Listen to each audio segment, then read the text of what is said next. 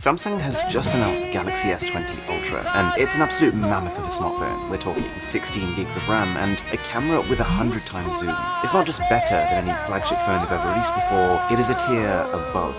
You could almost call it a super phone. So, today, we're answering the big question, does the Galaxy S20 Ultra destroy the iPhone 11 Pro Max? I think the results might surprise you. The first thing you'll notice, putting both these two devices side by side, is the Ultra is an absolute unit of a phone. It's massive.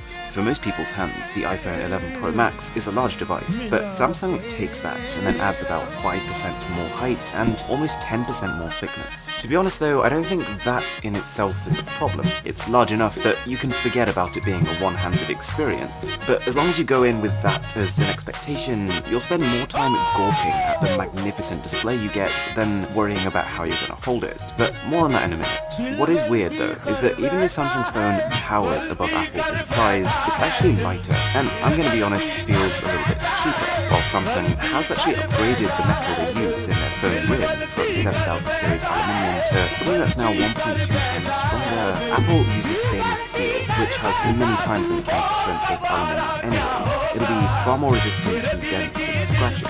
Plus, I just like the density of the material. The iPhone's weight just makes it feel a touch more premium. And, well, it is a little early for me to try it myself. If we dropped both phones on their sides, my money would be on the iPhone surviving with far less damage. That said though, whilst it only feels okay, I think the S20 Ultra looks fantastic. Compared to the standard S20, which visually looks not too distinct from the company's own mid-range phones, this beefy camera module makes the Ultra look, well, badass. When you're holding it, you feel like you're holding cutting-edge technology. I love that idea, but I will say that the design is a little shouty compared to the iPhone. It's got an enormous camera module with text just to highlight its new space zoom feature, but the iPhone is a little more understated, classier.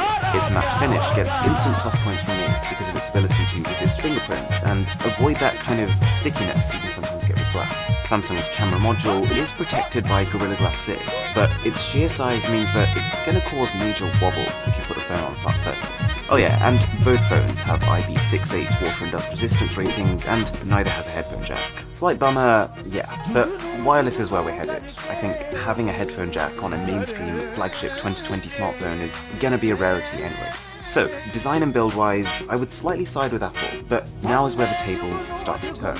By the way, I'm launching a pretty massive giveaway starting today of 1 Galaxy S20 Ultra and 4 Galaxy S20s. It's free and international, and all rules are going to be in the description. I'm going to say it now, the display on the Galaxy S20 Ultra is the best display on a smartphone, period.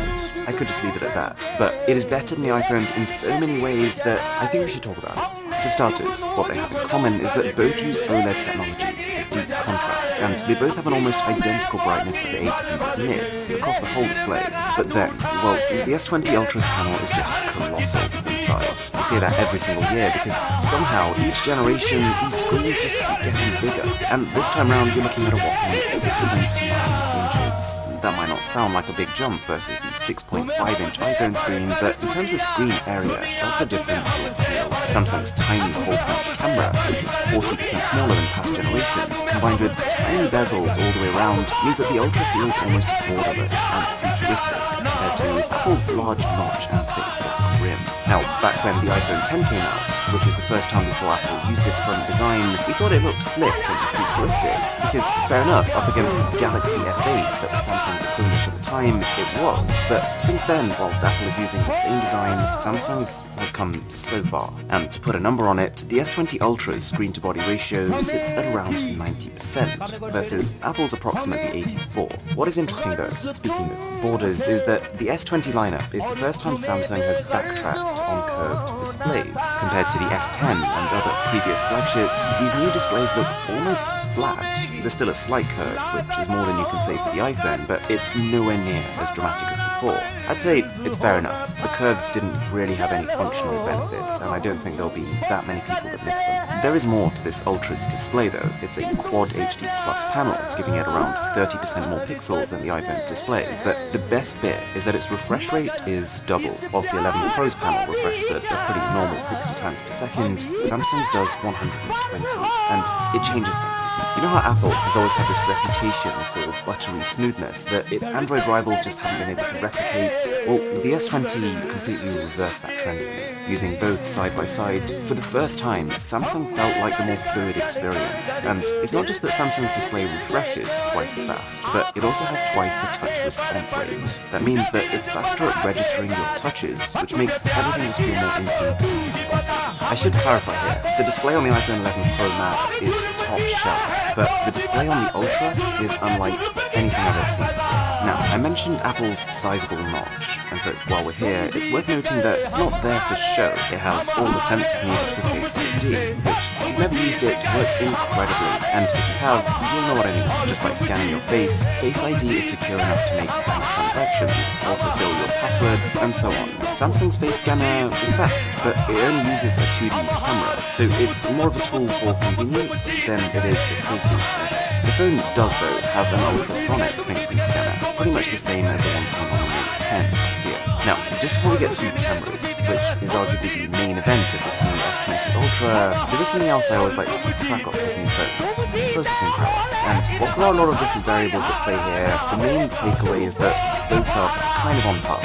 Depending on your region, Samsung uses either the Exynos 990 or the Snapdragon 865 chipset. So, versus last year's S10, that's around a 15% faster CPU, a 25% faster GPU, and an AI engine that's at least twice as good. But that actually puts it slightly behind the A13 Bionic chip in the iPhone. There will be some tasks that Samsung does better, but for most games and apps, I'd expect them to run a tiny bit faster on iPhone. Samsung does kind of make up for this though, with an absolutely absurd amount of RAM, 12 gigabytes on the base model, and up to 16 gigs. And when you factor in that this is the fastest RAM we've ever seen on phone, the performance ceiling here is sky high. The iPhone, by comparison, only has 4 gigs, so Samsung will definitely have an edge when you're juggling heavy tasks. But just bear in mind that because iOS is optimized to not need as much RAM, the difference won't be as noticeable as it sounds on paper. I've tried opening apps, flicking between them, and there was a tangible difference between the performance of this S20 Ultra and even Samsung's phones from just a few months ago. But something I actually noticed even more was just how fantastic the haptics are here.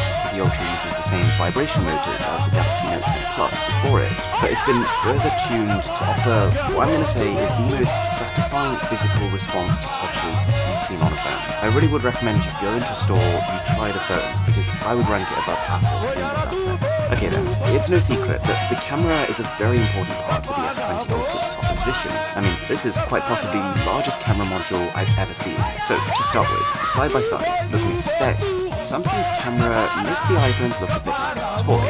But we have to be careful here, because the specs can be a little bit misleading. Its main camera has a 108 megapixel resolution versus 12 on the iPhone. It has a 48 megapixel telephoto camera with support for 100 times space zoom versus the iPhone's max of 10 times zoom. The ultra-wide cameras then are almost identically spec'd, with both having a wide 120-degree field of view. But on top of that, Samsung has an additional depth vision sensor, which the iPhone doesn't. So, on paper, this kind of gives you the impression that these two phones are in completely different leagues, like they're not even comparable. And that is kind of the case, but also not really. So, that main camera, or 108 megapixels, you can take 108 megapixel photos, but most of the time you probably won't. The benefit comes mainly because of something called pixel binning. There's quite a few phones out there that can do this. They merge 4 smaller pixels into one bigger one to make those resulting pixels cleaner and more noise-free. Well, the S20 Ultra uses something called nona binning, converting not 4, but 9 pixels into one. And so, whilst you do still end up with a 12 megapixel photo from this 108 megapixel camera, the size of those pixels and the resulting quality is 3 times greater than the iPhone. So, Samsung's 12 megapixel photos have an incredibly crisp finish, and this translates to its night mode too. When you take a night mode shot now, you can hold your phone still for 8 seconds and capture way more light than you're used to with a Samsung. Apple's night mode is really good, but Samsung's is now better, in my opinion. For the first time, you can actually record 8K video at a proper frame rate rate. It's only 24 frames per second, which means you'll definitely benefit from sticking it on a tripod when capturing. But just the fact that you can shoot 8K video is staggering. 8K is 4 times the resolution of 4K, and to give you some idea, this shot right here is a still image taken from an 8K video shot on this phone, and just this screen grab alone is a 33 megapixel image in its own right that you can then zoom all the way into. Aside from the low frame rate though, this 8K footage also takes quite a long time to render on these new phones before you can watch it back in 8K, so it might not be a feature you keep on. What about that zoom though? 100 times? That sounds almost unbelievable, and it kind of is. The numbers don't tell the full story. See, in my briefing, Samsung only talked about their hybrid zoom capabilities. Not once did they actually disclose the actual optical zoom value of the camera, which is the figure we usually use to compare phones. They say the phone can losslessly zoom in 10 times, but from what I can see, the actual optical zoom range is only about 4 to 5 times. That's still impressive, mind you, and certainly dwarfs the iPhone's 2 times zoom, but it does mean that if you were going to try zooming in 100 times, like it suggests doing right on the back of the phone, most of that zoom is digital, and the end result is just not going to be all that sharp. And then you got the ultra-wide, which has seen some small but important improvements. The field of view is now actually slightly smaller than past Samsung phones, but has the benefit of almost none of that weird distorting fisheye effect that we're used to seeing on ultra-wide cameras. And switching between the lenses on Samsung's phone no longer feels like switching between lenses, which is something the iPhone has done really well from the start. So as far as the user is concerned, using these cameras on both phones just feels like using one camera, but one with a whole load of options, and that's how it should be. Samsung's 4th additional sensor is just a depth camera, meaning that when you take a portrait mode shot, for example, you're just getting a bit more information about how far away your background is. The phone also has a 40 megapixel selfie camera versus Apple's 12. They're both very good, and I should say at this point, when it comes to cameras, the battle is not one with hardware, it's one with software, and Samsung's camera software is catching up rapidly with Apple's, but at the same time, their hardware has just leapfrogged Apple's. For Samsung, that is a great position to be in. And speaking of software, obviously with either of these two phones, you're buying into a completely different smartphone ecosystem. Of course, Android versus iOS in itself, that could be an entire video, but there's a couple of things worth noting with this comparison in particular. Samsung's phone ships with Android 10 combined with their One UI 2.1 skin, and this delivers quick share. It's one-touch sharing between Samsung phones and tablets. Finally, an Android equivalent to Apple's AirDrop. There are a couple of other smaller things, like how Samsung has increased the vibrance of their icons, but largely not a huge shift from the software you'd find on the Note 10 last year. The iPhone 11 Pro Max looks like an iPhone, and that's either a great thing for you or not such a great thing. You'll benefit from a lot of iOS's traditional advantages, like getting a lot of games and apps a little early. You're generally getting less bloatware on the phone compared to the Samsung, which comes with a whole suite of apps you'll probably never touch. And iPhones have fantastic integration with Macs, if you're a Mac user. Plus, what you lose in the lack of customization, you gain in software support. The very nature of Apple only releasing a few phones per year means that they can really focus on delivering updates. You can expect a new iPhone to stay up to date for around 5 years after launch, whereas I'd only give the S20 Ultra about 2. Now, just before we conclude here, there's a couple of things I want to touch on. Firstly, that I love the fact that companies are finally paying attention to battery. No matter how great a phone is, its camera, its performance, if the battery's dead, it's useless. So with that in mind, Samsung has fitted their device with their largest battery ever, I believe, 5,000 milliamp hours, and Apple has done theirs at 3,969. That obviously sounds like a clear win for Samsung, but I can tell you right now, with Apple's battery optimization, and the fact that Samsung's new display will literally suck battery like a vampire, this is anyone's game, and you're gonna have to wait for the full battery comparison to see the true winner. So do subscribe if you want to see that. It's coming fairly soon. Both phones ship with decent, but not all that impressive chargers out the box. You get a 25-watt charger with the Samsung, and you get an 18 with the iPhone. It's good that the S20 Ultra can theoretically support 45-watt charging. That's very fast, but it's a bit of a shame that when you're buying a phone at this price, you have to pay extra to get a charger that can do that. I also spent some time with the speakers on this new phone, and they're good. Pretty much the same deal as with past Samsung flagships. You've got the main chunk of audio that comes from the bottom firing speaker, but then also through this sliver of an earpiece at the top. I would lean slightly towards the iPhone in terms of overall speaker quality. But then Samsung is leagues ahead in connectivity. For starters, it has a hybrid dual SIM slot by default, which means that you can have one SIM and a micro SD card at the same time, up to an extra terabyte of storage. and 5G. Literally no Apple phone as of now supports 5G, but with the Ultra you're getting pretty much the most complete package of 5G connectivity. Even for wireless charging, Samsung's phone can wirelessly charge faster than Apple's, and it can reverse wireless charge other phones. That's something that has not yet come to the iPhone 11 Pro.